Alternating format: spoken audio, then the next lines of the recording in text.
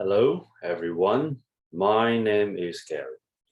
It is my honor to be here to share a little bit of my teaching experience with you. Due to the time limit, we're going to focus on vocabulary teaching in 10 minutes only. I'm going to show you the result of my 20-year research. In addition, I'd like to introduce you two useful websites that you can share with your students. They are not only for teaching in classes, but also very useful for our students to utilize these two websites so that they can have huge progress. All right, first things first. Let's go to Gary's Golden Triangle now. As you can see on the screen, on the top, there's a red triangle. It is very common and popular among English learners. Nowadays, many books are talking about prefixes, suffixes, and roots on the market. However, I haven't been able to find any vocabulary books which are comprised of all three parts we are talking about here. Now, let's go to the second part of Gary's Golden Triangle. The second green triangle down below. It has Bible on the top, mythology on the left, and English literature on the right. They are the three important reading materials or cultural sources of English vocabulary.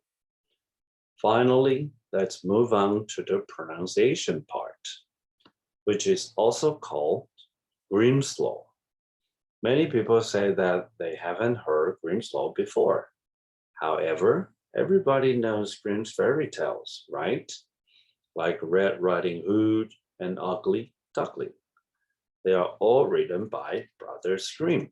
So, Grimm's Law is also created and researched by Brothers Grimm almost 200 years ago. They not only wrote many fairy tales, but also researched many languages in the world. To conclude, they found some letter combinations that can be interchanged. Later, we called it Grimm's Law. Voila! This is my golden triangle of etymology. In the middle of the picture is etymology. Prefix, suffix, and roots are on the top. Down left is the cultural sources, including Bible, mythology, and English literature. Thirdly, Grimm's Law shows the phonetic changes of words throughout history. Now, let's move on to the website.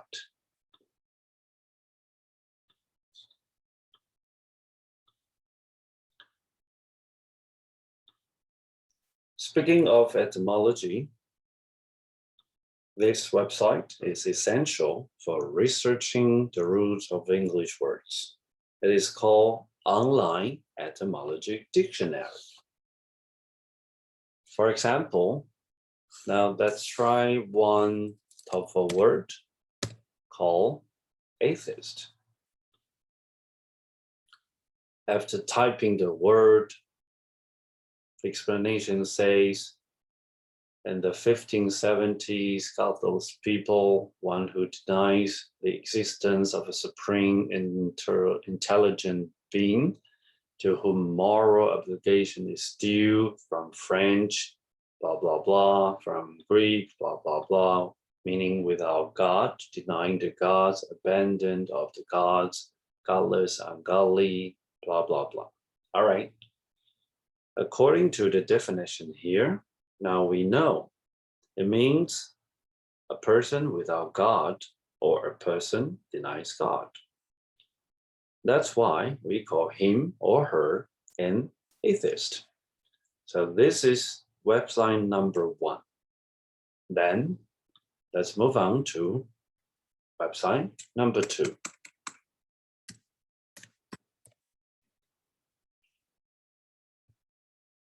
It's dict.cn.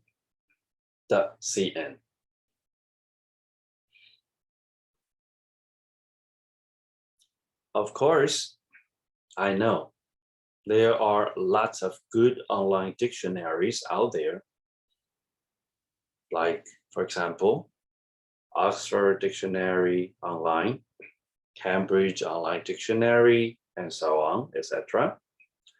Yet, after testing nearly 30 websites, this is the one I recommend to my students because it has many functions, especially useful for Chinese-speaking English learners. The URL is pretty easy. It's dict.cn. DICT means dictionary. CN, of course, is in China.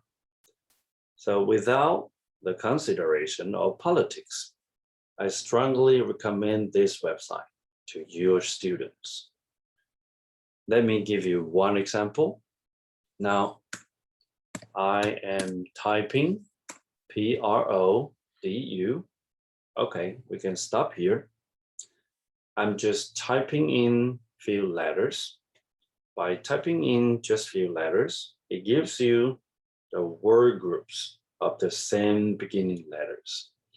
As you can see on the screen, we have product, products, production, produce.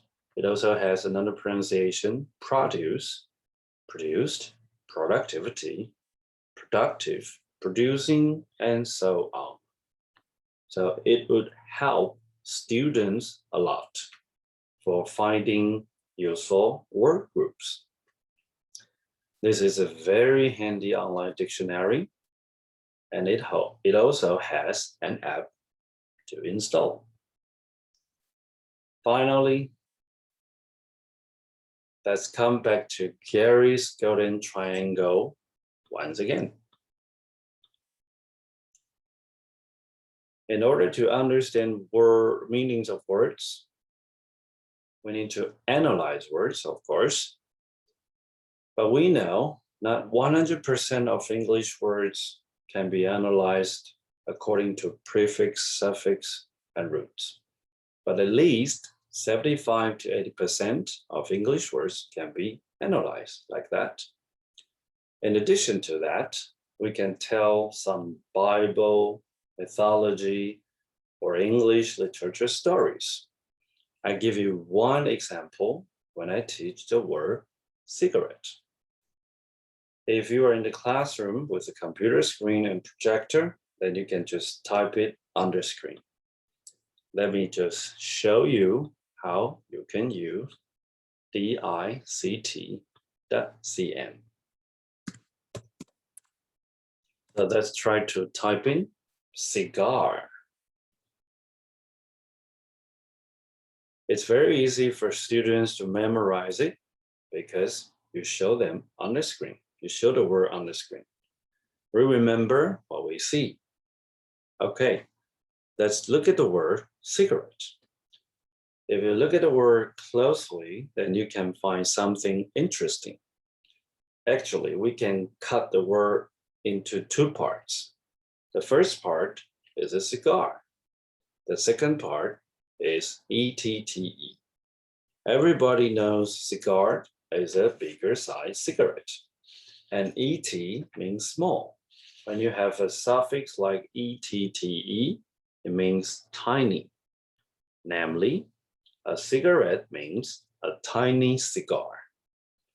By doing so, students don't have to work hard to memorize English vocabulary. Instead, they understand the parts of English words and the story of it as well. One story I share a lot is about Sigmund Freud. Yes, the famous psychiatrist.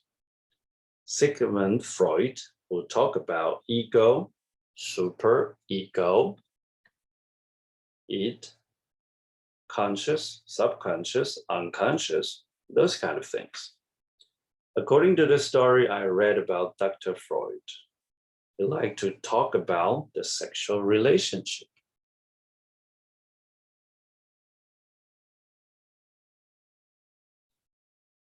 As we know from the history records, Dr. Freud loves smoking cigarettes too. All right, now we have two pieces of information. According to Dr. Freud, each person undergoes different phases or stages in his or her childhood, and one is the famous oral stage. One day, a student of Dr. Freud asked a question. Hey, Dr. Freud, as you told us, our later life behaviors are heavily related to our childhood experience. So could you please tell us why you love smoking cigarettes so much? Maybe it's heavily related to your early childhood experience. According to what Dr. Freud said,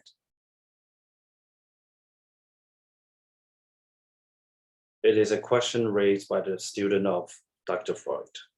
And Dr. Freud replied a very famous sentence. Here you are. Dr. Freud said, kid, sometimes a cigar is just a cigar. Surprisingly, the sentence had overthrown all his theories. According to what Dr. Freud said, now we can jump to the conclusion that all his theories are just, haha. Because sometimes a cigar is just a cigar. All right. This is one example by telling the story of Dr. Freud and explaining the parts of the word cigarette. Students can easily understand parts of the word and they can remember the word easily too. This is the kind of teaching skills by using the golden triangle method in vocabulary teaching. Once again, let me show you Gary's golden triangle. All right, it's about time. My name is Gary. I am really grateful to have this chance to share this information with you. And if there is a chance for us to have further communication, or if you have any questions, please do not hesitate to write me email. I would like to interact with all of you and answer your questions. If you need all kinds of information or materials, I would be happy to share all my materials with you as well. Okay, that's all for today. Thank you very much once again. See you around. Bye-bye.